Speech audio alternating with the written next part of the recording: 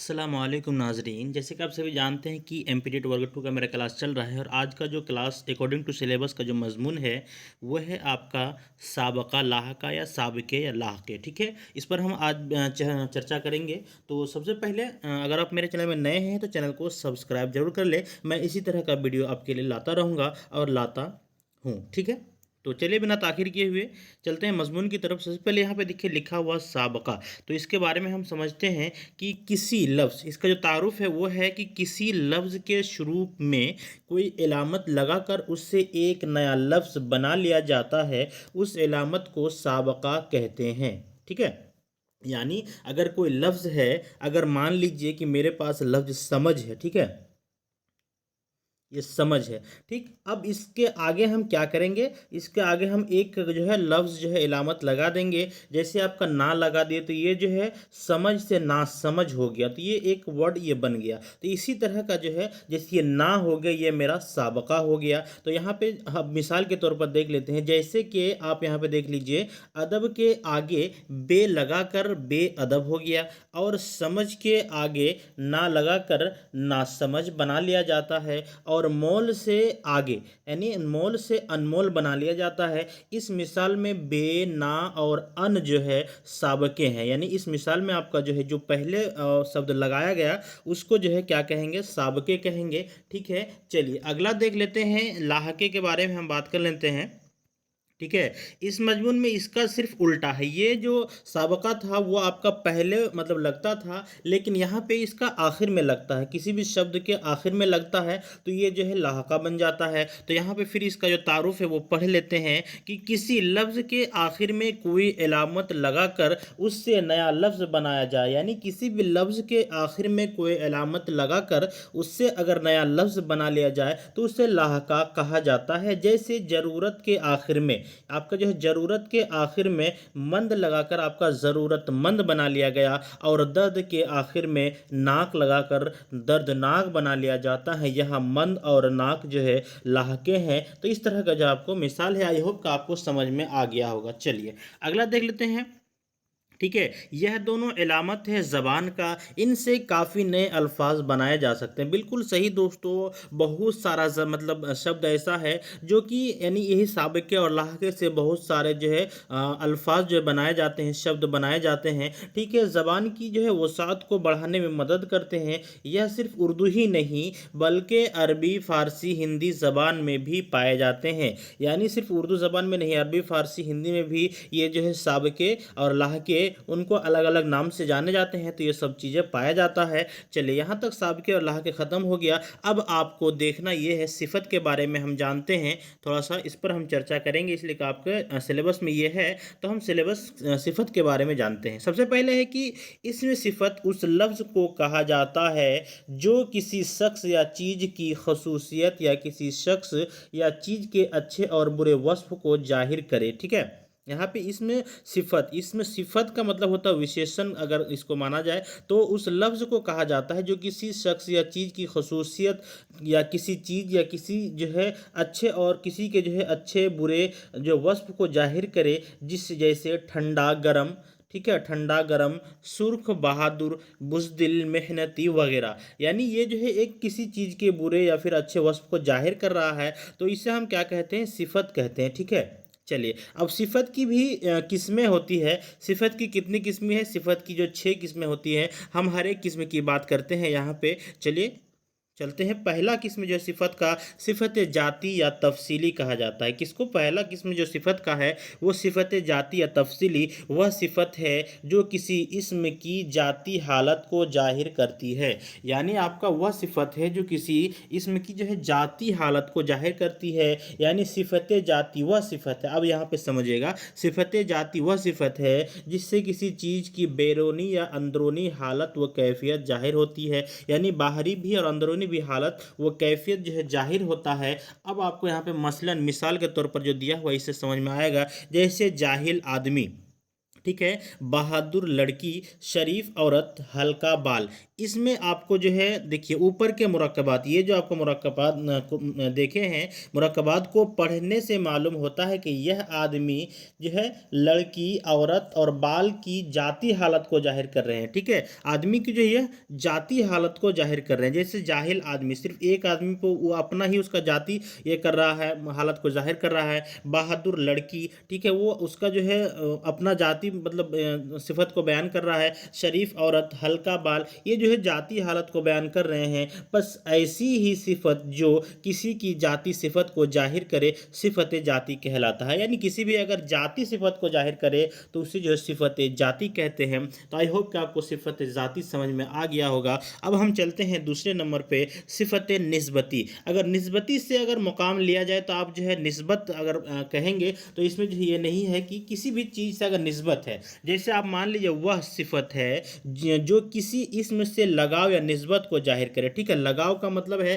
कि अगर मान लीजिए आपका लगाव कहाँ से है, बिहार है। ठीक है, अगर आपका मतलब लगाव एक हिंदुस्तान है तो आपको जो है दूसरे इससे मुल्क से क्या आपको हिंदुस्तानी पुकारा जाता है। किसी का लगाव पाकिस्तान से है तो पाकिस्तानी, किसी का लगाव पंजाब से है तो उसको पंजाबी कहा जाता है। इसी तरह अगर निस्बतन यानी आपका जो लगाव होता है वो किसी शहर से अगर लगाव है तो उस शहर से आपको जो मिला दिया जाता है तो उसे जो सिफत निस्बती कहा जाता है। सिफत निस्बती वह अल्फाज है जिनका किसी दूसरे चीज से लगाव या निस्बत जाहिर होती है। ठीक है, जैसे आपका औरंगाबाद से आपका औरंग आबादी, यहाँ पर आपको ये बात औरंगाबाद से औरंगाबादी, हिंदुस्तान से हिंदुस्तानी, उसके बाद पंजाब से पंजाबी, उसके बाद पंजाबी सिपाही से यानी पंजाबी सिपाही, पंजाबी सिपाही, एक से अकेला वगैरह अल्फाज सिफत निस्बती है। इस तरह के जो अल्फाज सिफत निस्बती है। तो दोस्तों आपको दूसरा नंबर सिफत निस्बती भी आई होप समझ में आ गया होगा। चलिए हम चलते हैं अगला तीसरा नंबर में, सिफत मकदारी।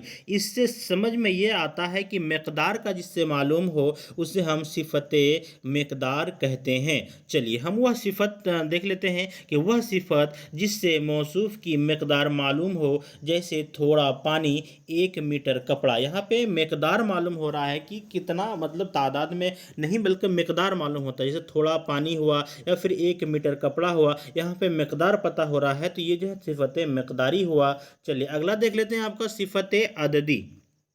सिफत अददी जो है चार नंबर में आ रहा है। इस यहाँ पे इसका तारुफ ये है कि वह सिफत जिससे इसम की तादाद मालूम होती है। इसम का मतलब हम पहले ही बता चुके हैं दोस्तों। ठीक है, यानी इसम की तादाद मालूम होती है, या वह सिफत जिसमें इसम की तादाद के माने पाए जाते हैं। यानी अगर कोई ऐसा शब्द हो जिसमें जो उसका गिनती का मालूम हो, यानी तादाद मालूम हो, गिनती मालूम हो, उसे हम सिफत अददी कहते हैं।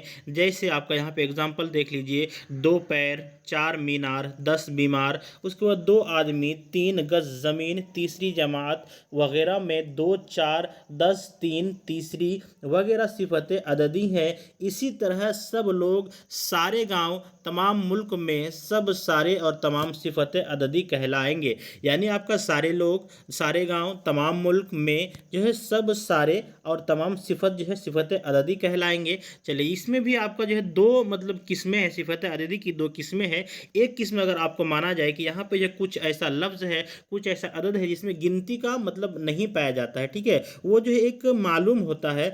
ठीक है, इशारतन होता है। ठीक है, यहाँ पे आपको ठीक ठीक मालूम ना हो। ठीक है, यहाँ पे कुल मिलाकर आप यहाँ पे बोल सकते सिफत अददी की 2 किस्में होती है।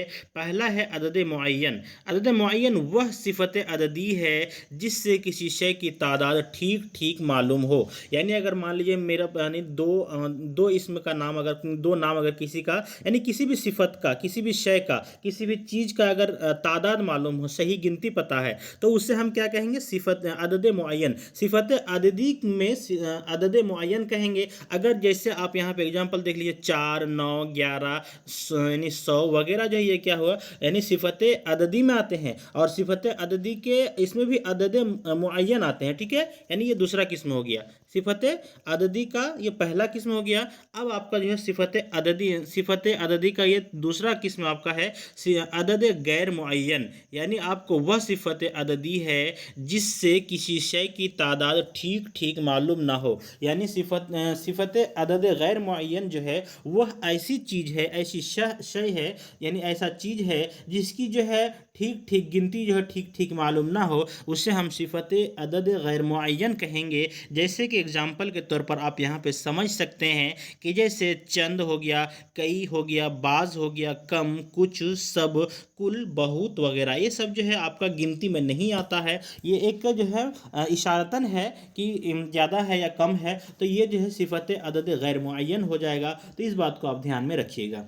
चलिए अगला देख लेते हैं पाँचवा नंबर में सिफत इस्तफहामी। इसको हम इस तरह हम बयान कर सकते हैं कि वह सिफत है जिससे सवाल पूछा जाए, यानी जिससे सवाल पूछा जाए, जैसे कौन आदमी आया, यह जो है सिफत इस्तफहामी हो जाएगा, यानी कौन आदमी आया। ठीक है, ये जो सवालिया नज़र से अगर पूछा जाए तो ये जो सिफत इस्तफहामी हो गया।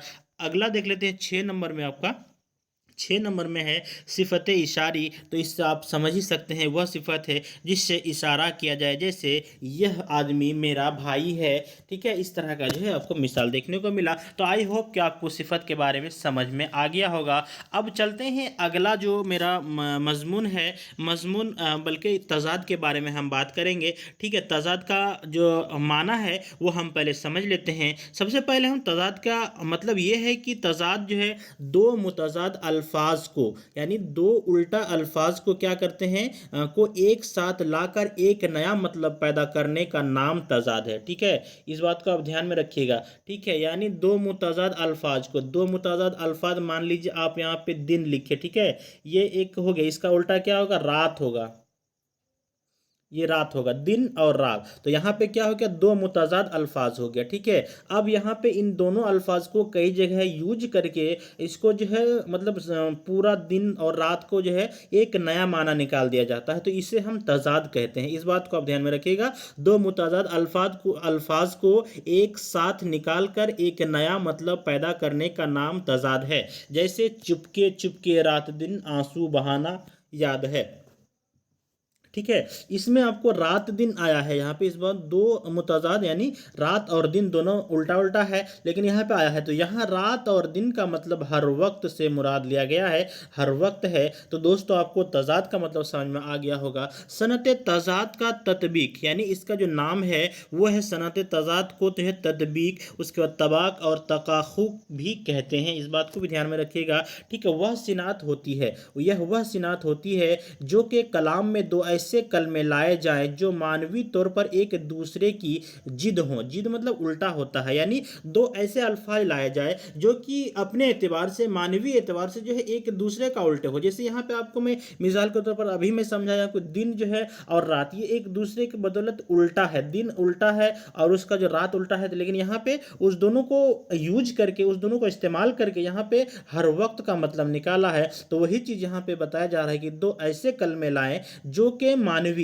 मानवी तौर पर एक दूसरे की जिद हो, यानी उल्टा हो। जैसे आपको मसलन के तौर पर यहाँ पे दिया हुआ है, शबनम वो गुल में फ़र्क इतना है कि एक हंसता है एक रोता है। यहाँ हंसना और रोना तज़ाद जाहिर करता है, यहाँ हंसना और रोना जो है तज़ाद जाहिर करता है। इसकी दो सूरतें हैं, तज़ाद एजादी और तज़ाद सलबी। ठीक है, चलिए हम देख लेते हैं तज़ाद एजा भी। आपको मिसाल के तौर पर यहाँ पे देख लीजिए, आपको एक सब, यहाँ पे आपको है एक सब आग एक सब पानी, यानी आपका यहाँ पे सब आग यानी उल्टा हो गया, इसका पानी उल्टा हो गया, यानी ये दोनों चीज़ जो है आपका उल्टा हो गया। तो यहाँ पे उसी तरह है अंदेदह व दिल अजाब हैं दोनों। वजाहत में यहाँ पे आग और पानी सनत तज़ाद है, यानी आपका आग और पानी उल्टा है एक दूसरे का, तो यहाँ पे सनत तज़ाद है। आपको यह दोनों मुख्तलिफ हैं, एक दूसरे के मुताजाद हैं। तो इस तरह से जो है आग और पानी जो है